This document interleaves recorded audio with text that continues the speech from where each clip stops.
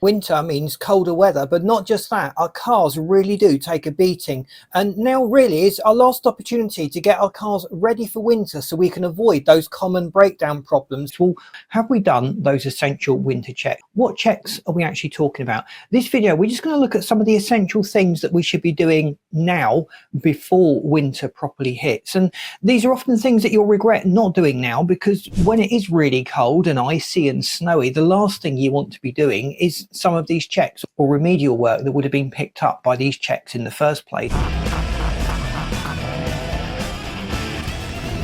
We also want to do all of our typical checks on the car just to make sure the oil is in good condition, that it's not black and sludgy, that it's at the correct level, and top it up. We want to check all of the tyre pressures. We want to check the brake fluid level, the coolant levels, and just make sure there are no warning lights on the dashboard as we go into winter. Do we have an emergency kit in the car? Now, that may just be a first aid kit. A lot of cars come with a first aid kit. Is that still in date? Is everything in that kit up to spec and will get you out of trouble should you need to rely on it? But also, in very extreme situations, you may need a shovel. You may need a warm blanket. You may even need emergency supplies of food and water.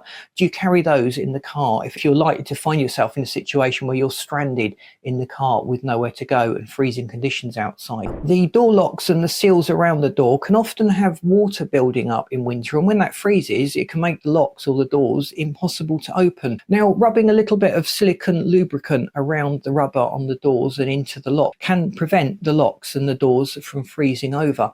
And in some really cold areas, that is something that drivers do as a matter of course. It's probably not as important in the UK. We just don't get those extreme cold temperatures that would render a car impossible to use because all of the doors and locks had frozen solid. It's darker in the winter, so that's a good opportunity to think about our bulbs, just to make sure all of the bulbs on our car are working. Most drivers will just ignore any check on the bulb because they'll know when a bulb goes. Now, some cars do have an indication on the dashboard that there is a bulb that has failed, but many still do not. And you can't just rely on being able to pick up by seeing the reflection of the car in a window somewhere perhaps, or in another car.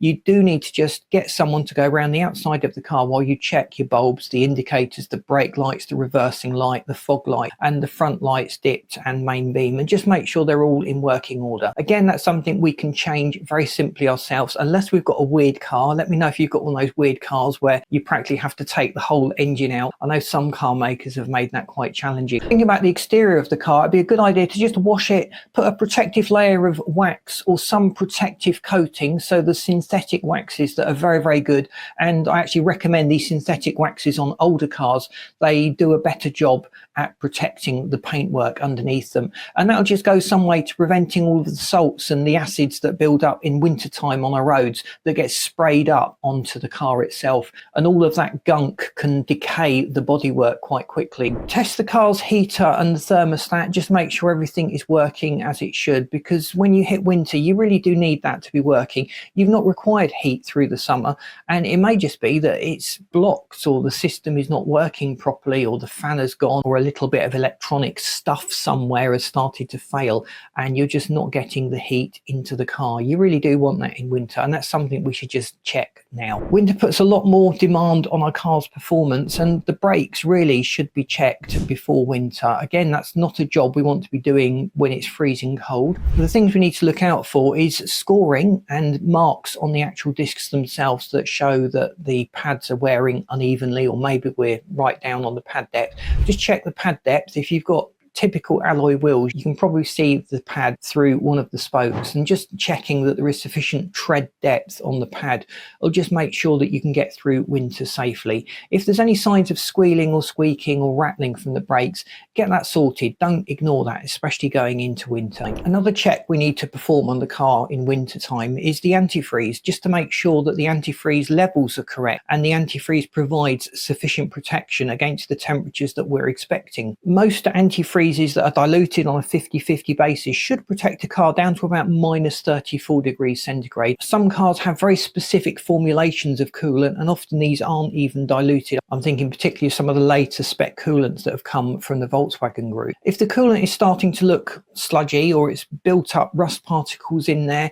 that's a sign to get it changed anyway. As we're doing the test, we may as well just do a quick visual check and make sure that the coolant in the car is still in pretty good condition. If it's not, sort it out now. It's a pig to do this when it's really cold. It's also recommended that you keep your fuel tank topped up. Keep at least half a tank of fuel in there. So in winter time, sometimes the fuel supply is difficult. You don't always get fuel from the fuel stations in some areas, particularly remote areas. So that'll just make sure you've got a little bit of a buffer. And also it prevents condensation forming in the tank. The more fuel you have in the tank, the less space there is for condensation to form inside the tank. And that's something that happens in those colder winter months with the outside of the tank being particularly cold. The first thing we need to check really is the battery on the car. If the temperature drops to 0 degrees Celsius, the battery loses about 35% of its capacity. So if the battery is already weak and degraded, it's probably going to die as the temperature dips. If the temperature drops to minus 18, you're looking at about 50% capacity drop on the battery, but it's unlikely that we get that cold here in the UK. Let me know what it's like in your area. What then are we checking with regard to the battery in the car? Well, we're checking the voltage. We're checking how much voltage it has got while the car is just standing there, and ideally we'd want to see about 12.4 volts. Anything below 12 volts, that would raise questions and I would want to investigate that. A healthy battery should read about 12.6 volts when it is fully charged. Now with the engine running, the voltage will increase, which is natural. You've now got an alternator supplying power to the electrical systems in the car and the battery, and you should see the voltage increase to somewhere between 13.7 and 14.7 volts. So long as the battery is charging properly and it's got sufficient charge in it at rest, you shouldn't have any problems from the battery this winter. If it's showing signs of degradation, you might want to just invest in a battery booster to get you out of trouble should it fail, or even just invest in a new battery before you have the inconvenience of a breakdown. And often battery costs go up with demand, and demand increases in wintertime. We also want to check the condition of the tyres just to make sure there is sufficient grip. The legal minimum in this country is 1.6 millimeters, and to be honest, driving at 1.6 millimeters in winter is lethal. That is asking for trouble.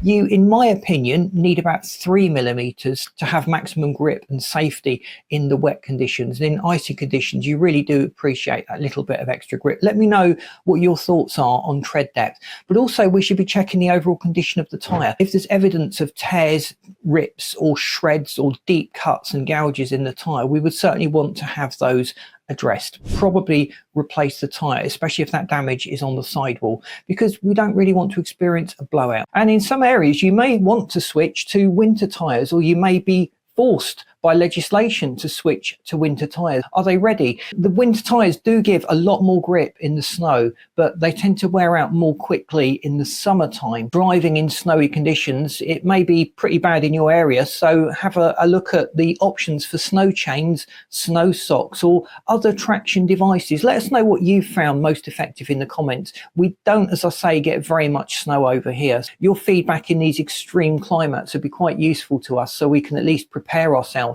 for these colder winter months. Another thing we desperately need in winter to work properly are the wiper blades. Now, these do degrade over time. They do a lot of work. They start to leave smears, and there's nothing more frustrating than driving a car, using your windscreen washer, and the wiper blade just smears and you can't see a thing. On those cold, damp mornings where we've got a lot of condensation forming on the windscreen, we really do want to be able to see out. It's a major safety thing, and for the cost of a wiper blade and just a few minutes replacing it, it really is something everyone can do themselves. There's YouTube videos and there's lots of how-to guides out there to help you to do that, but it's a very, very simple process, and just changing your wiper blade will restore their performance. You won't be messing around with all these smeary windscreens and all the scraping or the juddering effect that you get on a warm wiper blade that's trying to drag over the windscreen. When it's cold, the air pressure inside the tyres reduces. So it's a good opportunity to go out and check our tyre pressures. This should be something technically we do every week, but certainly with winter upon us, we need to check those pressures and just top them up. Again, that's something we don't want to be fiddling around with when it gets freezing out there. If I've missed anything off, please let me know. Some of you guys live in really cold areas. We can only dream of having such low temperatures here in the UK, but let me know what you do to prepare your car for winter. And just by sharing this knowledge, we can all just make sure that we don't experience any breakdowns or any problems and difficulties through these winter months. Thanks for watching. Please boot the like button if you've enjoyed this video. If you haven't subscribed to the channel, please do so, and I've lined up this video and this playlist that you should find really interesting. Thanks for watching. See you in these next videos.